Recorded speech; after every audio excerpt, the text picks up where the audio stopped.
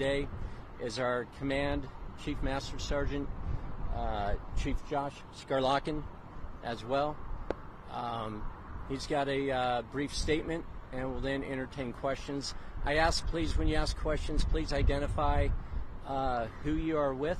That would be appreciated. I'll tell you all up front, and you probably have a sense, there's not a whole lot of information that we can provide, but Colonel Hayes will take some questions and answers afterwards to help you out as much as we can. Thank you very much. Colonel Hayes? Thank you, Mike, and thank you all for coming. Today, Edwards Air Force Base experienced a horrible tragedy, and we lost 8 great Americans. This crash is deemed to be unsurvivable, and right now our thoughts and prayers are with the families of those that lost their loved ones. We're sending teams out to notify the next of kin right now as we speak, and those next of kin notifications will take place over the coming hours and remainder of the day. It was a B-52 that was on initial takeoff, supporting the radar modernization program, which is it was a local test sortie. It took off, and immediately after takeoff, crashed and burst into flames. Our team of first responders snapped into action and immediately cordoned off the area and took the appropriate action to start putting out the flames. While that was taking place, our base responded in kind to establish an emergency operations center and a wing operations center to ensure that the command and control of all base agencies and the response for the recovery effort was underway. After reviewing the footage of the crash, it was deemed that this was an unrecoverable crash and unsurvivable. At that point, we went into the notification process, and as I said before, that's taking place right now. I want to reiterate that our thoughts and prayers go out to the family members. This is a tragedy, and this is going to be the worst days of their lives. We understand that, and we want to keep them in our thoughts and prayers. At this point, we don't have any indication as to what the cause was of this. We won't be able to release that information, and we don't have an ability to get that anytime soon.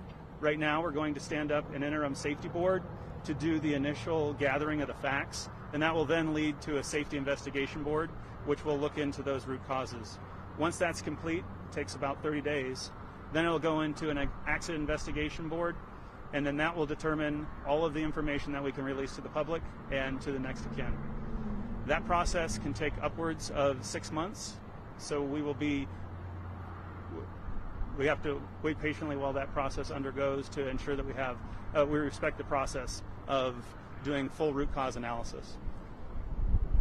This time I want to introduce my command chief, Chief Josh Skarlokin, to provide any words if you would like to.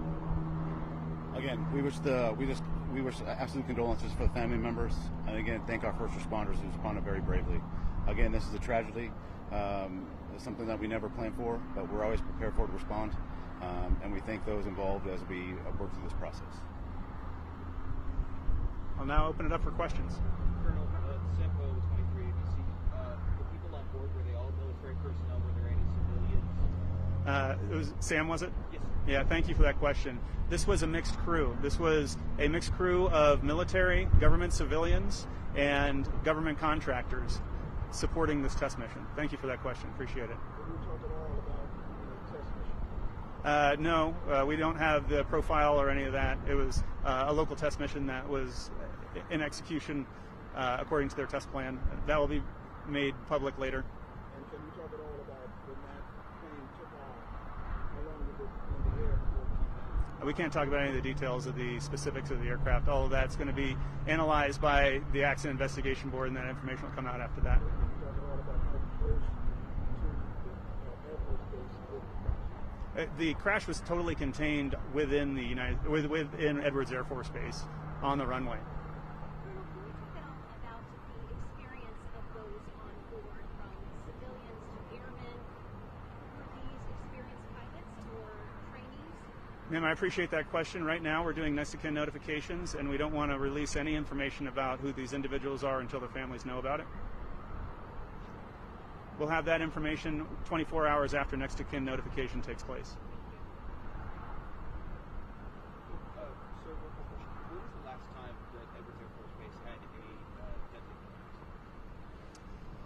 I can't speak to the specifics of when that happened. I don't have that information available to me. It hasn't been within the last 3 years since I've been here.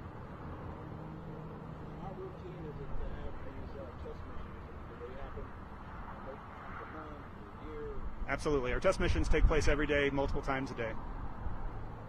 This is the first time you've had an accident, tragic accident like this in at least 3 years. That's correct. Can you tell us what the scene on the ground is like right now? Is this a recovery mission?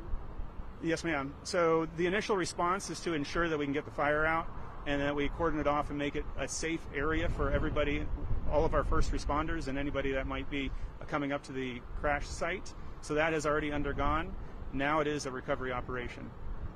Can you tell us how many civilians and how many Air Force soldiers? Again, we're not going to release any specifics as to the makeup of the crew. I can just say at this time that it was a mixed crew of government civilians, government contractors, and uniformed military. We'll have those details after we have next of kin notification. Was there any weaponry aboard that aircraft? No. How long had the plane crash? How long had it been in service? Again, those details will come out over the next several weeks after we have the investigation to release those public records. Can you describe the crash scene and just what it looked like and how you were able to say that was, you couldn't survive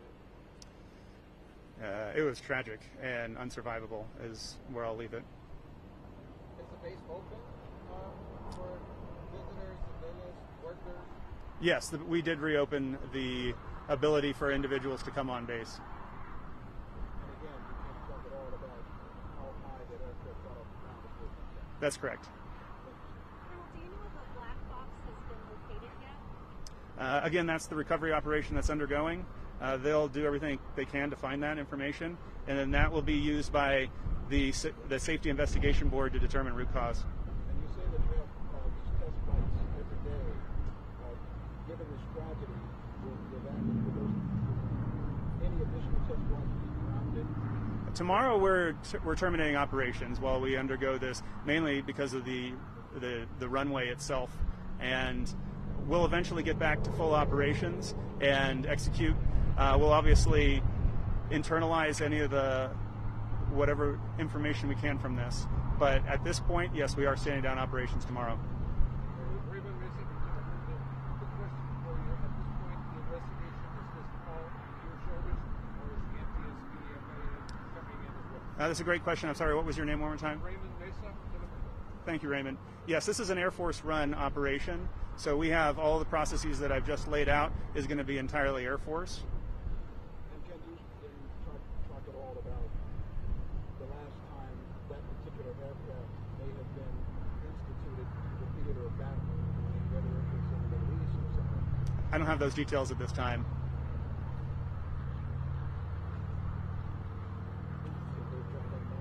Okay. Ladies and gentlemen, again, thank you for coming out here today, and we appreciate the sympathy that you're all expressing and helping us express to our internal and external communities. To your right is a group of public affairs people. They honestly will not be able to provide much more, if anything, than Colonel Hayes and Chief Skarlokin have today. But if you would like to follow up with them, they're available to you. Thank you very much. One more question before you go. I'm so sorry. Did any of you know any of the individuals on board that aircraft personally? How hard did this hit you? I don't want to speak to anything until we have the next of kin notification. I'm sorry. Thank you. We're grounding all operations at Edwards Air Force Base, not any larger than that.